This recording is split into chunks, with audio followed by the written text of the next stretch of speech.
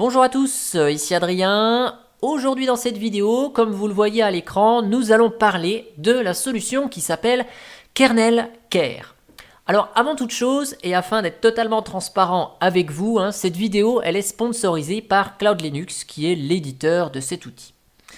Je l'ai testé et je dois dire que de mon propre point de vue, là ça n'engage que moi, l'outil est vraiment excellent et il permet de répondre aux problématiques rencontrées en entreprise sur les serveurs Linux. En effet, quand un correctif est disponible dans une distribution Linux, il est nécessaire de l'appliquer rapidement, on ne se le cache pas, la sécurité n'attend pas dans le monde entreprise. Si dans la plupart des cas, il suffit de redémarrer le service concerné pour bénéficier du patch, l'opération elle est quand même moins évidente quand il s'agit d'un correctif pour le noyau Linux. Bah ouais, parce que dans ce cas-là, il va falloir redémarrer le système complètement pour démarrer sur le nouveau noyau et bénéficier de la correction du bug, du patch de sécurité. Et donc, le temps que le système redémarre, ça entraîne un arrêt de toutes les applications qui sont hébergées sur le serveur. C'est donc là tout l'intérêt de Kernel Care qui va permettre de patcher le noyau sans redémarrer le système. Et donc on pourra le redémarrer notre serveur lorsque les applications ne seront plus utilisées, par exemple la nuit ou le week-end, bref, ce qu'on appelle en heure non ouvrée. Alors Kernel Care peut aussi se charger de patcher à la volée d'autres composants du système sans interruption, mais là nous on va rester dans une présentation simpliste de l'outil qui va permettre d'apporter des solutions que les distributions Linux n'intègrent pas forcément nativement.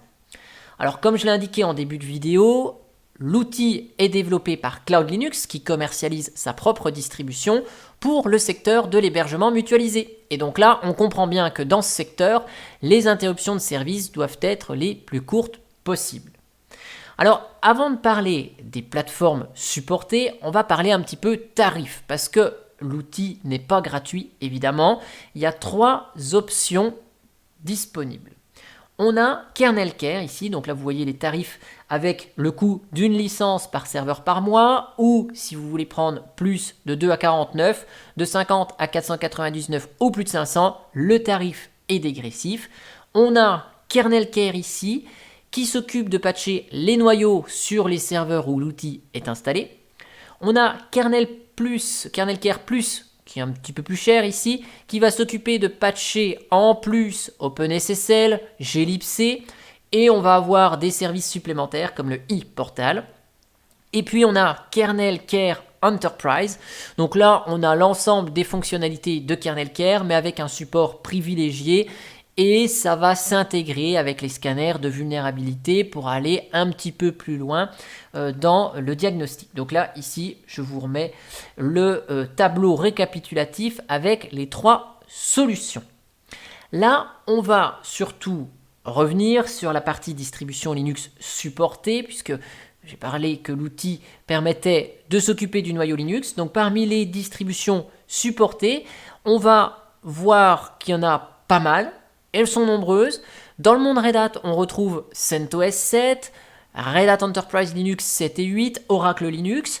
Et du côté du monde Debian, on a les versions 8, 9 et 10 qui sont supportées, Ubuntu 16.04, 18.04, 20.04, sans oublier ici Proxmox, qui est l'alternative libre à VMware EXE basée sur Debian. Donc là, on voit tout l'intérêt, c'est qu'on ne va pas avoir besoin de redémarrer l'hyperviseur pour appliquer les correctifs, puisque forcément, on va interrompre le service de toutes les machines virtuelles qui sont hébergées dessus. On note évidemment un support pour Cloud Linux, qui est la distribution de Cloud Linux. Et en deuxième page a fait son apparition Alma Linux, qui est le fork de Red Hat Enterprise Linux développé par l'équipe de Cloud Linux. Donc voici à quoi ressemble le tableau de bord avec les licences à notre disposition. Donc là vous voyez, j'ai la licence Kernel Care Plus en version d'évaluation pendant 7 jours ici. Sur le côté, on a la liste des différents serveurs sur lesquels on a installé Kernel Care. Et puis, on a l'accès au support. On peut envoyer un ticket. On peut accéder à la documentation également. Et d'ailleurs, cette documentation, elle est franchement très succincte, mais elle va nous permettre vraiment de pouvoir installer Kernel Care et d'apprendre à utiliser l'outil. Alors, ce qu'on va faire, on va dans un premier temps voir comment procéder sur une Red Hat Enterprise Linux 8. Et puis, dans un second temps, on verra comment ça marche sur Debian 10. Donc, sur Red Hat, comment ça se passe? Eh bien, déjà, on va se connecter en tant que super utilisateur. Pour installer KernelCare, c'est très simple. On va copier la ligne de la documentation ici. Donc, c'est un outil d'installation totalement automatisé qui va aller récupérer toutes les dépendances qui vont bien. Vous voyez, il nous installe d'ailleurs le dépôt qui va bien. Et donc, on bénéficiera des mises à jour de KernelCare, évidemment. Maintenant, une fois que ça c'est fait, on va enregistrer notre produit avec la commande kctl-register. Et là, on va indiquer notre clé. Donc la clé, elle est présente sur le tableau de bord ici. Hop, elle est là, on clique dessus. Elle se met direct dans le presse-papier. On colle. Et donc, kctl-register est la clé. Et ensuite, notre serveur est enregistré. Et donc maintenant, si on veut avoir des informations, on se fait un petit kctl-info. Et donc là, on a l'info que aucun patch n'est appliqué, mais certains sont disponibles. Cette Red Hat Enterprise Linux n'est pas du tout à jour. Donc là, on a la commande qui nous est proposée kctl-update. En l'exécutant, il va aller récupérer les patchs manquants à notre noyau actuel et il va les appliquer à la volée. Donc là, on voit ici que les patchs sont appliqués sur notre noyau 4.18.0-240 et donc notre noyau est totalement sécurisé. Et donc on peut relancer la commande kctl-info et vous voyez, on a des infos ici comme quoi le patch est appliqué pour notre noyau ici. Et donc, ça s'est déroulé avec le patch du 25 février de midi 14. Donc ça, c'était pour Red Hat Enterprise Linux. Pour Debian, allons sur notre Debian. Pareil, on va se connecter en tant que super utilisateur ici. On va aller cette fois-ci installer avec la commande wget. Tiens, on va utiliser l'autre. Copier. Coller. Donc ici, l'outil d'installation va nous ajouter le dépôt correspondant à Debian. Vous voyez, tout est auto-détecté. Ensuite, de la même manière, on va enregistrer notre système avec kctl-register et la clé qui va bien. Donc je vais revenir ici, copier ma clé. Coller. Hop. Le serveur est enregistré et maintenant kctl-info, comme tout à l'heure, on voit qu'on n'a aucun patch appliqué mais qu'il y en a de disponibles. Donc je lance exactement la même commande, kctl-update. Il va récupérer les mises à jour pour notre noyau. Voilà, patch level 17 appliqué.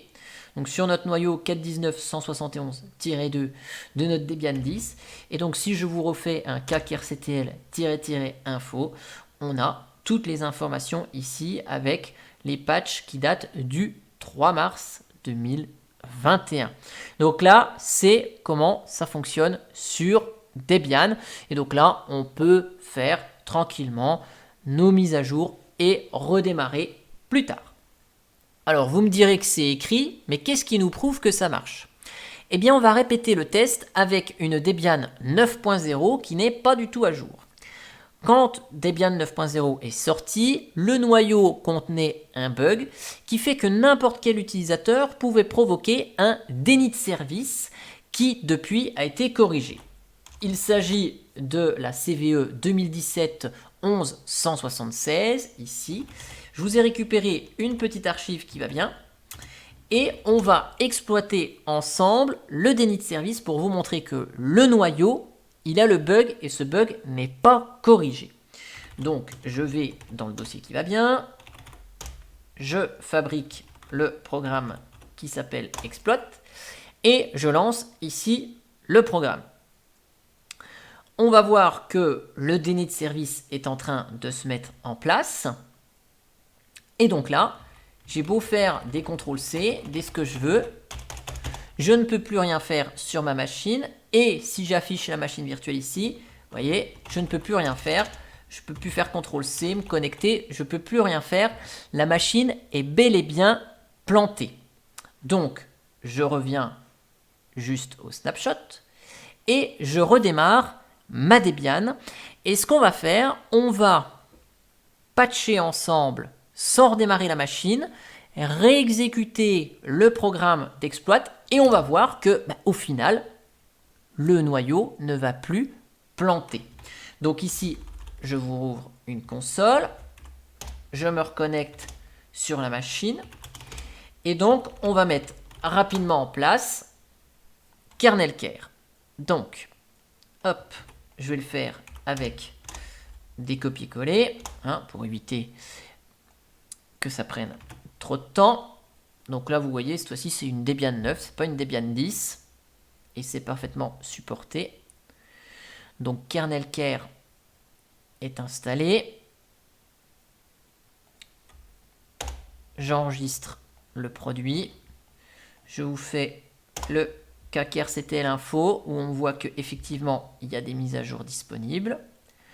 On applique les mises à jour avec KKRCTL-update. OK. Ici, on voit que le patch level 47 est appliqué. Je vous relance le KKRCTL info. OK.